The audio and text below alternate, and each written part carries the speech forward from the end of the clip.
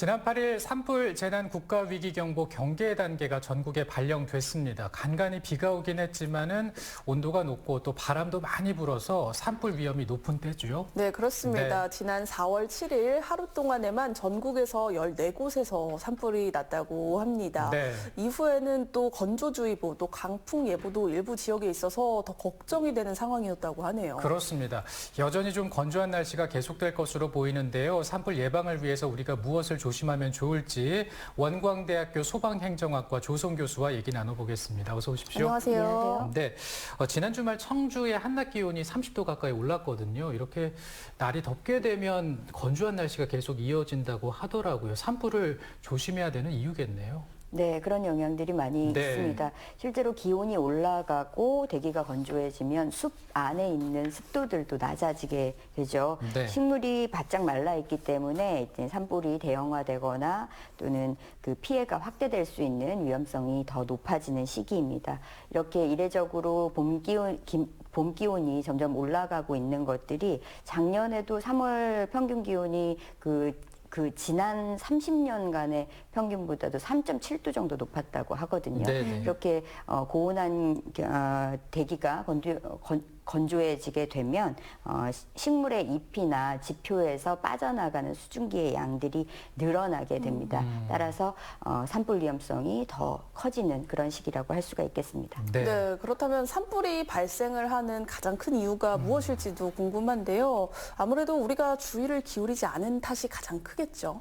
네, 우리나라에서 발생하는 산불은 우선 사람에 의한 실수, 그러니까 부주의에 의한 것이 대부분입니다. 네. 미국이나 캐나다나 호주나 이런 그 해외의 사례들처럼 그 자연 발화하는 경우는 거의 없기 때문에 사회재난으로 분류를 하고 있는 것인데요. 지난 10년간 우리나라에서 발생한 산불 원인 가운데 가장 많은 것은 실화였습니다. 34% 정도가 실수에 의한 것들이고요.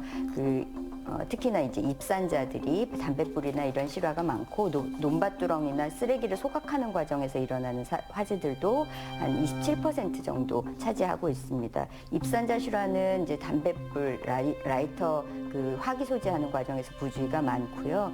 야영하시는 경우에 이렇게 취사하거나 또는 모닥불 피우시다가 불이 나는 경우들도 많이 있으니까요. 실제로는 산림 피해가 막대한 것에 비해서 그 시작은 굉장히 사소한 실수들에서 발생하고 있습니다. 네. 사람에 의해서 이렇게 불이 나는 경우가 많다고 하니까 우리도 조금 더 조심해야 될 것 같네요. 아까 말씀하시기에 해외 사례에 비해서 우리나라 자연 발화는 좀 적다고 얘기를 하셨는데 그럼 또 아예 없는 건 아닌가 봐요? 실제로 자연적으로 가만히 있는 상태 안에서도 불이 붙는, 그러니까 불이 시작되는 발화는 일어날 수가 있습니다.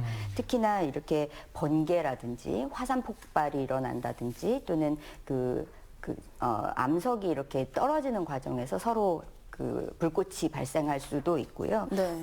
자연 연소가 일어나는 과정에서도 불이 생길 수가 있는데 네. 벼락에 의해서 산림이 떨어진다거나 아니면 이제 화산 주변에 있을 때 화산의 불씨로 인해서 불이 붙는 경우들이 있는데 건조하고 더운 기후가 계속되는 경우에는 자연적으로 나무에서 그냥 불이 붙는 경우들도 생기거든요. 네. 국내에서는 이렇게 번개가 친다 하더라도 비가 오는 상황에서 주로 일어나는 일들이어서 네네. 큰 불로 번지지는 않게 됩니다. 그럼 이제 그 산불에 대해서 좀 더 얘기를 해보고 싶은데요. 이제 산불이 나게 되면 불이 그 부분만 타는 게 아니라 계속 옮겨간다고 하죠. 네. 불씨가. 그래서 진화에 며칠씩 걸리기도 하는데 궁금했습니다. 이유가 뭘까요? 네, 우리나라에서 특히나 봄철에 발생하는 산불들 대부분이 이렇게 큰 피해를 남기게 되는 이유가 오랜 기간 동안 이게 불이 돌아다닌다라고 네. 이야기를 하게 되는데요. 일단은 가연성 식물, 그러니까 나무라든지 이런 것들이 다량으로 있고요. 이제 관찰하기가 어렵고 계획하지 않은 상태에서 불이 나기 때문에 통제하기 어려운 것은 분명히 맞아요. 네. 그렇지만 이게 우리나라 산불, 특히 이제 강원도 지역에서 발생하는 산불들은 그 거대한 산맥들이 가로막고 있는 상태에서 서쪽에서 바람이 불어오는 이거 팬 현상이라고 네. 부르죠. 그러면 산맥을 넘어가기 전 단계에서 수증기를 내려보내고 산을 넘어가고 난 이후에 그러니까 동해안 지역에 바람이 불어올 때는 사실은 그 굉장히 빠른 속도로 바람이 불면서 건조한 상태의 바람이 됩니다. 그래서 우리가 양간지풍 때문이다라고 이야기를 많이 하셨을 텐데 네네. 양양부터 간성까지 지역에 오랫동안 우리나라에서 발견된 현상이에요. 그래서 이 지역에 부는 바람의 특성이 속도가 빠르고 고온건조한 특성을 가지고 있다라고 해서 이 바람의 영향이 그 우리나라 봄철 산불의 진화를 상당히 어렵게 만드는 요인이 되고요. 보통 산불 진화를 이제 헬기를 동원해서 하게 되는데 이 헬기를 띄울 때는 사실은 이제 불띠라고 하는 화선을 보면서 물을 뿌리게 됩니다. 그런데 네네. 바람이 심하게 불게 되면 헬기를 띄우는 일도 쉽지가 않고 또한 연기 때문에 시야를 가리는 경우가 많아서 실제로 이 화선을 찾아가는데 어려움이 좀 많이 있다고 할 수가 있습니다. 그렇군요. 네, 산불에 대해서 알아볼수록 참 미리 예방하는 게 중요하겠다 이런 생각이 드는데 우리가 정말 조심을 해야 될 것 같아요. 네, 부주의한 경우들에 많이 나왔던 것이 그 입산자들에 의한 실화가 많았다. 네. 산을 사랑하시는 분들이 이렇게 화기를 휴대하시거나 하는 일이 없도록 하시는 것이 좀 필요할 것 같고요. 네. 그 야영하시는 경우라 하더라도 정해진 구역 외에서 취사 활동하는 것들도 금지하시는 게 필요하고 불법 소각하는 행위들은 그 단속이 있기는 하지만 그 전에 좀 철저히 주의를 하시는 것이 필요하겠습니다. 네. 우리가 산불 소식을 뉴스로는 많이 접하지만 실제로 산불을 산에서 목격했다 하면 저도 너무 당황할 것 같거든요. 이 대처 방법도 중요할 것 같은데 일단 뭐 빠른 신고가 가장 중요하겠죠? 네, 그렇습니다. 불을 발견했다 할 때는 뭐 가장 손쉽게 접근하실 수 있는 것이 이제 119이고 산불은 뭐 소방서나 산림청, 경찰서 인근의 시군구에 있는 산림부서들에 모두 신고가 가능합니다. 그래서 빠르게 신고하셔서 조치를 받으시도록 하는 것이 좋겠지만 일단은 대피하실 때는 바람이 부는 방향을 잘 판단을 하셔가지고 네. 바람 부는 반대 방향으로 또한 산불이 진행하는 것보다는 낮은 쪽 그러니까 평평한 방향을 향해서 대피하시는 것이 꼭 필요하겠습니다. 네, 신고와 함께 대피도 좀 잘 해야겠다라는 생각이 들고요.